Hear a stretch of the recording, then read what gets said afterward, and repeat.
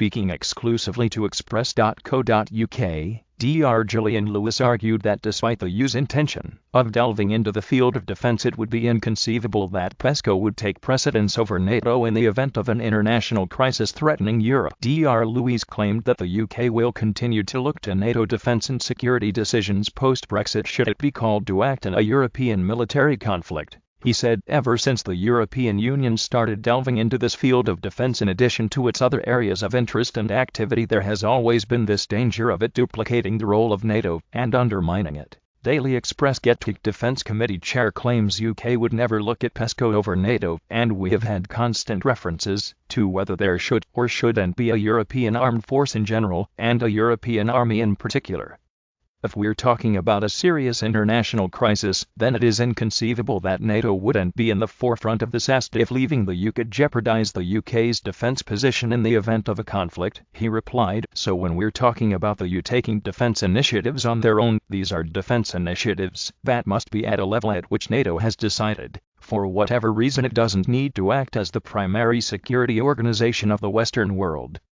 So we're inevitably dealing with rather more limited issues involving perhaps a particular country, and there it is inconceivable that the 27 countries that are in the EU would be unaware of Britain's view on that particular issue. In a serious international crisis, it is inconceivable that NATO wouldn't be in the forefront. Dr. Gillian Lewis. Earlier in April, French Defense Ministry sources have revealed France will launch a deployable European military crisis force in June, as they confirmed the army would work outside of existing European Union efforts. Paris has been in touch with a dozen countries, including Germany, the Netherlands, the UK, and Denmark, over the proposed military crisis force, and held a working group to outline the idea in March. The idea aims to bring together European countries with a military capacity and political desire to collaborate on planning, carry out joint analyses of emerging crises, and to react to them quickly. One insider said it would not be within the European Union and would allow countries outside it, like Britain, to be part of it.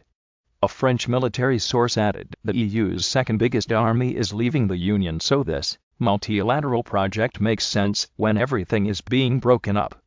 French President Emmanuel Macron broadly outlined the idea to have a rapid European intervention force by the end of the decade during a landmark speech on Europe last September. While some EU tactical interventional groups exist in principle, so far they have never been used. The sources declined to name the countries that would be at a launch ceremony in Paris in June, but added it did not mean nations could not join at a later stage. A second French defense source said it's creating a smaller group of countries that have common analysis and procedures.